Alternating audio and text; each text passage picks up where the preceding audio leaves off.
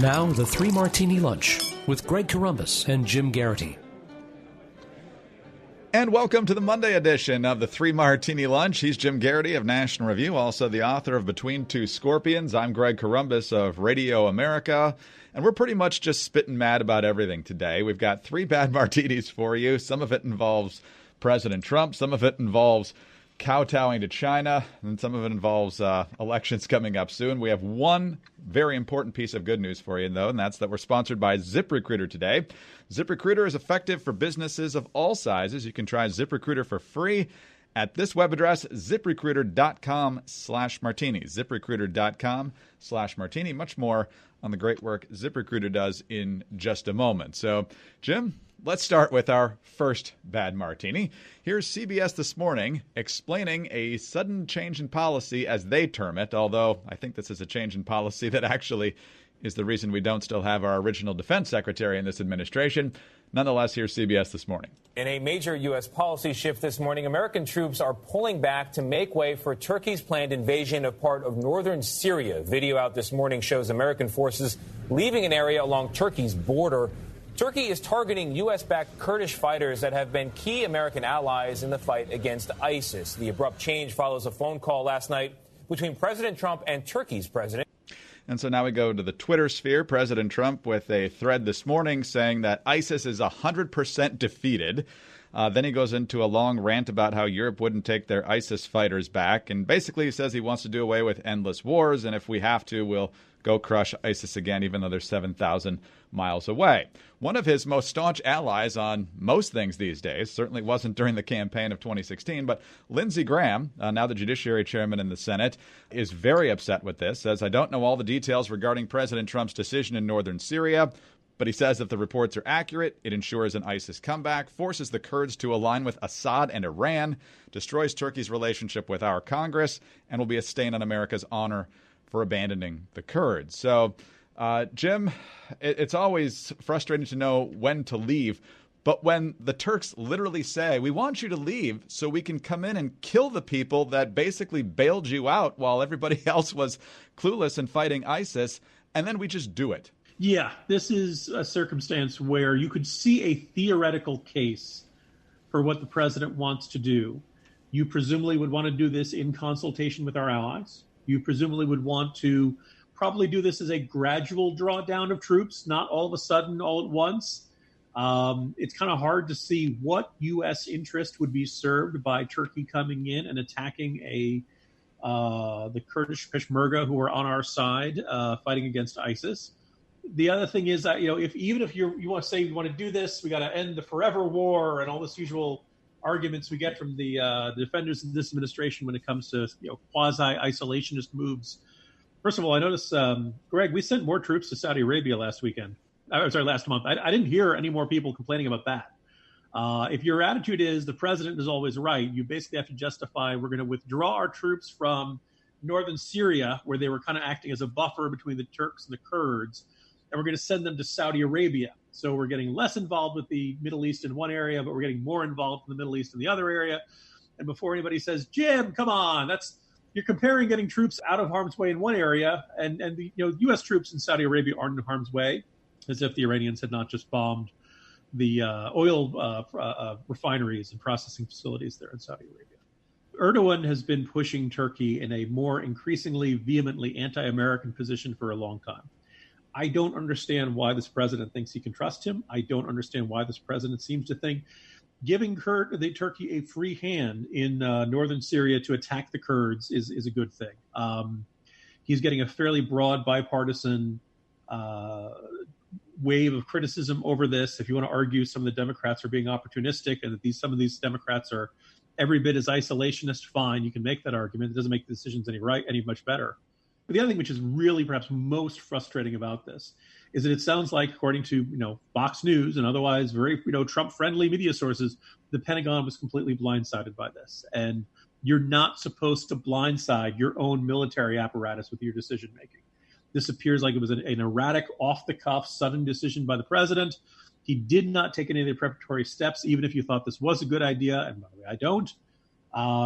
It looks like, from the folks like Lindsey Graham, it is an all-out push to see if they can get the president to change his mind.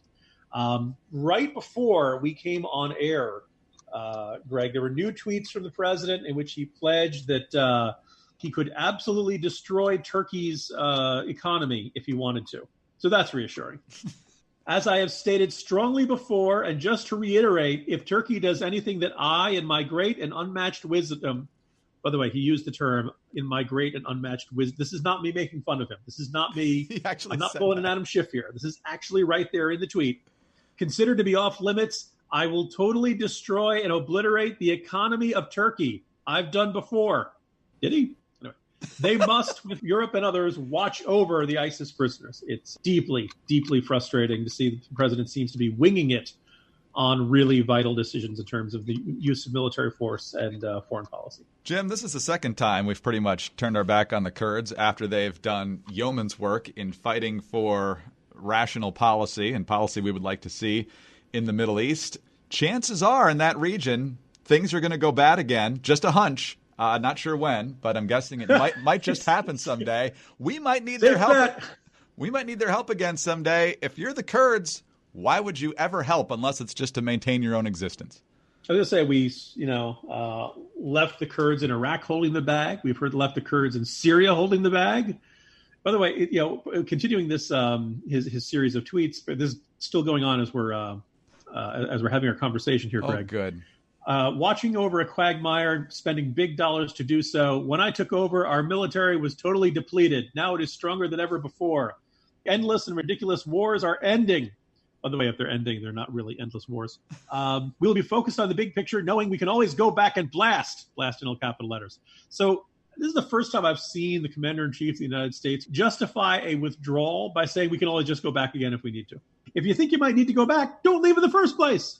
Or, as you said in the beginning, at least exit in a responsible fashion so you don't have to bring everybody back if you do need to go back and blast them. This is so maddening on a number of levels, and I know the Tucker Carlsons of the world are going to love this, and they're going to blast the neocons and so forth, but it just makes me wonder, in addition to inviting the Taliban to Camp David and his already public comments about North Korea, whether John Bolton saw something like this happening and just couldn't take it anymore.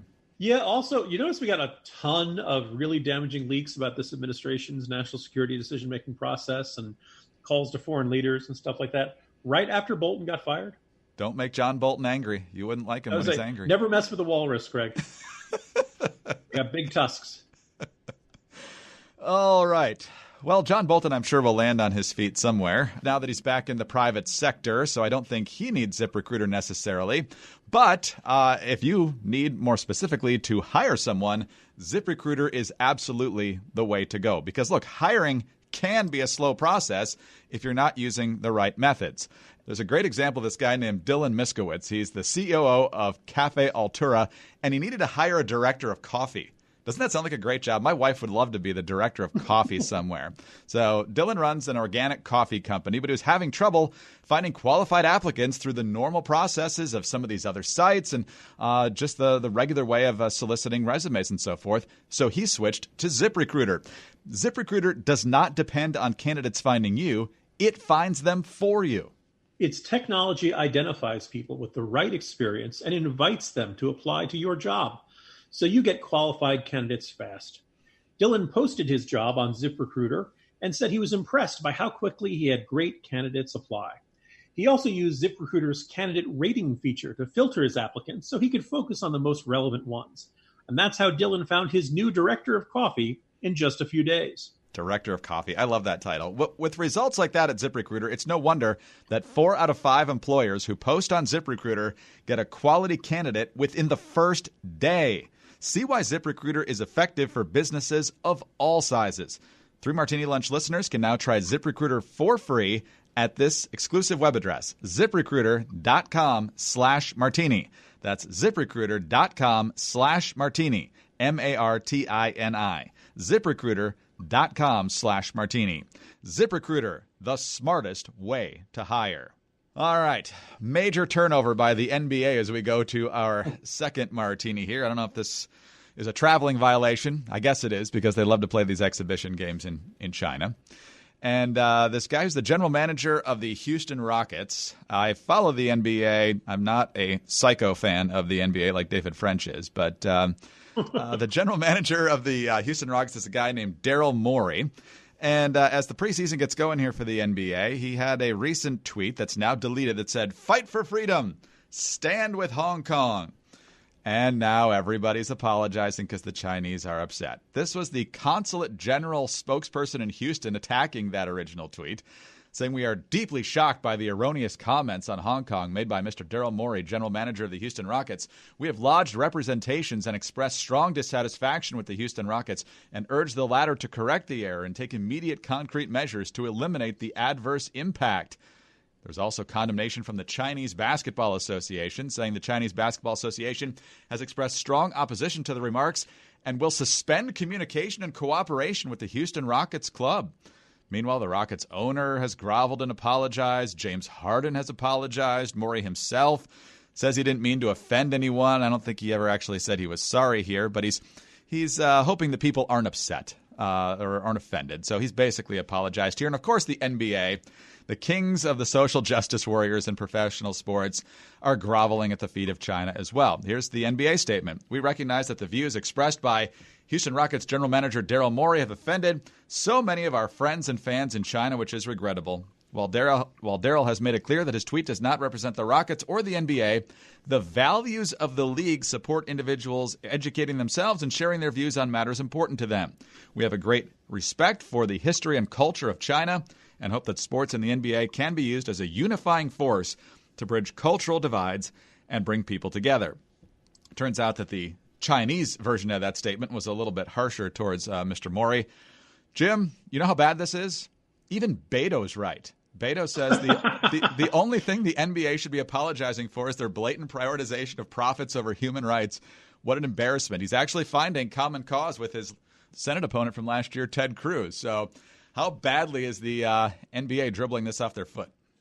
I suppose the NBA might be kicking themselves and cursing their luck. But what we're seeing here is you could say a long simmering conflict between America's economic desires and its values. And this isn't the first time this has come up in the context of China. In fact, it was Rehan Salam who wrote it. That remember, Greg, you and I are on the same age. Remember in college, free Tibet was a big deal. Sure, yeah. Richard the bumper stickers. You saw every once in a while you'd see rallies on campus. It was a big deal that China had effectively taken over Tibet and was steadily, religiously oppressing it, politically oppressing it. There was no freedom of speech, et cetera.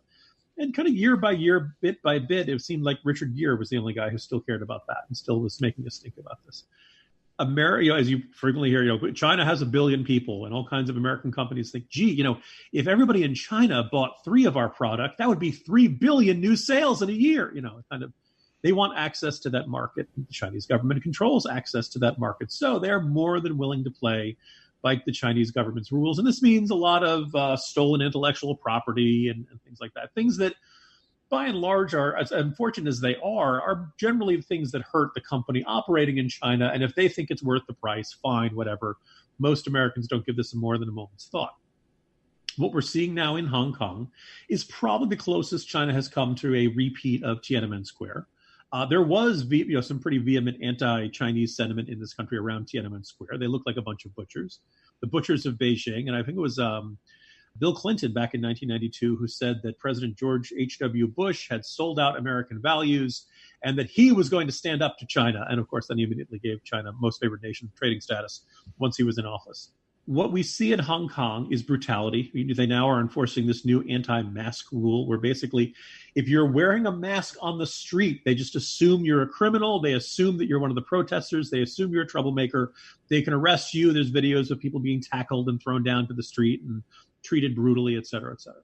The NBA wants to expand into China. There are 1 billion people there. There are a lot of people who could buy NBA jerseys and basketballs and all kinds of other officially licensed products. NBA sees profits over there. The question is, so what do they want to do? So they're now in a situation where they, don't want to irk the Chinese government.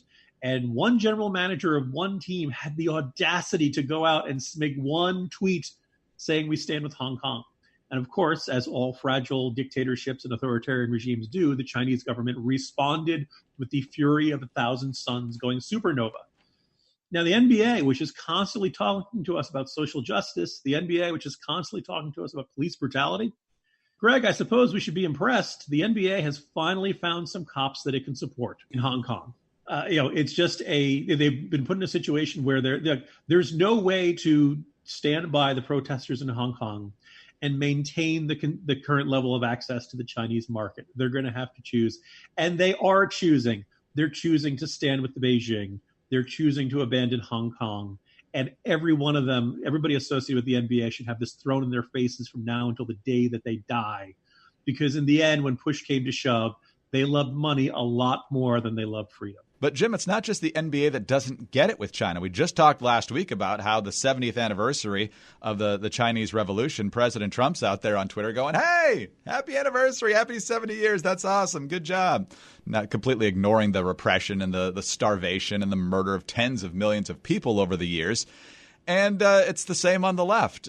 Firing line. Not the Bill Buckley version. It's Margaret Hoover. But she was actually pretty tough on former New York City Mayor Michael Bloomberg a week or two back. He was talking about climate change, of course. And she says, well, China's a big problem with this, aren't they? And he's like, no, they're making strides. They still got work to do, but they're making strides. And he says the reason that China's making strides on climate is because the people are demanding it. And the Chinese government has to respond to the people. Listen to this. The Communist Party wants to stay in power in China, and they listen to the public. When the public says, I can't breathe the air, Xi Jinping is not a dictator. He has to satisfy his constituents, or he's not going to survive. He's not a dictator? No, he has a constituency to answer to. He doesn't have a vote. He doesn't have a democracy. That he's doesn't not held mean he can accountable by survive voters. if his advisors gave him. Is the check on him just a revolution? You're not going to have a revolution. No government survives without the will of the majority of its people. Okay? Did he not pay attention to the last 100 years, Jim? Yeah, first of all, kudos to that interviewer, because you almost never see that kind of pushback. And you can see that little bit of indignation in Bloomberg of like, oh, my goodness, I can't believe this woman doesn't get it. At the most technical sense, yeah, I suppose that at some point the communist government of China, or I guess you could now call it state capitalists, the people, the authoritarians in Beijing, if they were to stop paying the military, then yes, they'd lose control. If they were to have all the nuclear plants go into radiation meltdowns, then yeah, you'd probably have eventually an uprising against them or something like that. But generally, authoritarian regimes are not run on consensus. They're not run on, hey, let's just do what everybody likes. And dissent is not a big deal. Is not something that's really embraced in authoritarian regimes. Bloomberg may kind of sort of have a point in the sense that if you're an authoritarian regime and at some point you don't listen to complaints about corruption or if people are keeling over because the air quality is so bad or something like that, then yeah, eventually you'll have some sort of uprising, or at least you increase the odds of there being some sort of popular uprising against you. But it's very tough to pull that stuff off because they're authoritarian regimes and generally they have all the guns. I think one of the things that's been deeply frustrating. In fact, you want to talk about the big argument between populists and the elites going on in our politics for the last 20, 30 years. People seeing what they wanted to see in China, and most notably, like I said, that giant market, right? That idea of I am going to get rich selling stuff to China. And some Americans have. It's been very good for Boeing. It's been very good for some of our grain exports. There are some people who, and that's great. And, do we like Chinese products? Well, we sure as heck buy a lot of them from, all this stuff made in China, I suppose. But in the end, a lot of it's being made by, if not slave labor, let's say near slave labor, environmental standards that we would not tolerate here in the United States. No unionization, no right to organize, no right to free speech. This is a fundamentally unfree country, even if it's moving in a more capitalist direction. We can't, we've had blinders on. We've been trying to deny the nature of this regime. And the nature of the regime is that it's authoritarian. It allows you a certain amount of dissent. And then once you cross that line, boom, you disappear in the middle of the night. That's what terrifies the people of Hong Kong. And when, again, push has come to shove and the NBA, and for that matter, I suppose Mike Bloomberg doesn't want to stand with them. They want to find, clearly there's some way we can arrange some sort of deal so that we keep making our profits.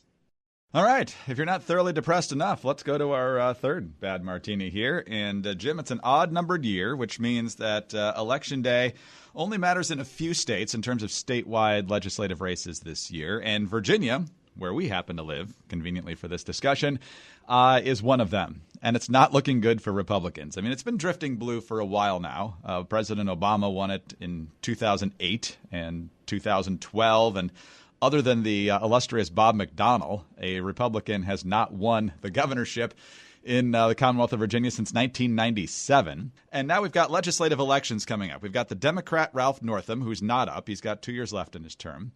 But Republicans have very narrow majorities in both the House of Delegates. I believe that's 51-48. I think there's one vacancy. There's 100 seats there. And it's 21-19 in the Senate. And right now, things are not looking good, according to a new poll from Christopher Newport University, which is in Virginia. First of all, we've got voter enthusiasm problems. Democrats have a significant advantage over Republicans on enthusiasm, 62-49. 84% of Democrats say they will definitely vote, compared to 74% of Republicans and 75% of independents, who are trending Democrat anyway. Democrats lead Republicans by 13 points on the generic ballot test. Voters prefer Democrats control the General Assembly by a span of 53-37. You'll love this one, Jim. Northam's approval rating is back up to 51% and are fairly optimistic about the state of the Commonwealth. President Trump's approval is only at 37%, and in a survey largely conducted before the Ukrainian mess unfolded, there were already 49% of Virginians who wanted him impeached. Also, very lopsided numbers on gun control, health care, minimum wage, abortion, and other topics. For example, 68% are glad they expanded Medicaid in Virginia. And also, 51% think tuition ought to be free at public colleges and universities, for example. So this Commonwealth is getting bluer and bluer and bluer to the point where it's almost looking indigo, Jim. Yeah, and the only, asterisk or, way we can say maybe this poll is overstating how bad things are. G. Elliott Morris, who's a data journalist for The Economist, looked at this and says, wait a second. This new poll in Virginia is nearly 70% college educated. He argues that's way off, and no wonder the sample is Democrats by plus 13. The weighted number should be closer to 40% with a bachelor's degree or higher. He argues don't share polls that don't weight by education. If you're the Republican, that could very well be true. His logic makes sense to me. That having been said, I would not want, if I'm a Republican in Virginia, I don't want to base, I'd still like to do better. I still would be using this as a, to light a fire under my volunteers and my door knockers and my phone bankers and all those kind of folks. I must say, here in Authenticity Woods in Fairfax County, I'm not hearing a lot. I'm not seeing a lot about local elections. We are now a month away from Election Day. I realize state legislative elections aren't going to be as big a deal. And yeah, we got impeachment going on. I kind of wonder if the Virginia Republican plan assumed a normal political environment. And I don't think we're in a normal political environment. I think if you're a Democrat in Virginia, you are fired up because, even though your state legislature has nothing to do with impeachment, you're just every day there's something new from Trump that makes you really mad, and you can't wait to go out there and we're going to finally and you're not all that worried about Ralph Northam. You're not all that worried about any of the other scandals in state government. Maybe you decided you like Ralph Northam a little more because he kind of reminds you of Justin Trudeau. There's just this shade to the both of them, this hue. There's they're both men of many colors. Deeply frustrating poll result. It's only one poll, but I can't say we've seen a lot of other polls that are looking all that great for Virginia Republicans either. I feel like you're hearing so little about the Virginia Republican candidates running for state legislature. I kind of wonder if just the political environment makes it almost impossible for them to break through. Prince William County, where I live, still has a majority of Republicans on the county board. But, Jim, it's like Taya Leone standing on the beach in Deep Impact. I just feel like the wave is coming here. It's not a good feeling, and hopefully my instincts are wrong here. But I feel like Northern Virginia is just about to be lost for a very long time. Yeah, so it's a Monday, everybody. Happy Monday. It's going to be a great week. Keep your chin up, everyone. Jim, have a great day. We'll see you tomorrow. See you tomorrow, Greg. Jim Geraghty, National Review, Between Two Scorpions. I'm Greg Corombos of Radio America. We're certainly glad you're with us. And hey, don't forget, if you need to fill that job and you need to fill it fast, do it without any hassle and go to ZipRecruiter, ziprecruiter.com/martini. And tune in again on Tuesday for the next 3 Martini Lunch.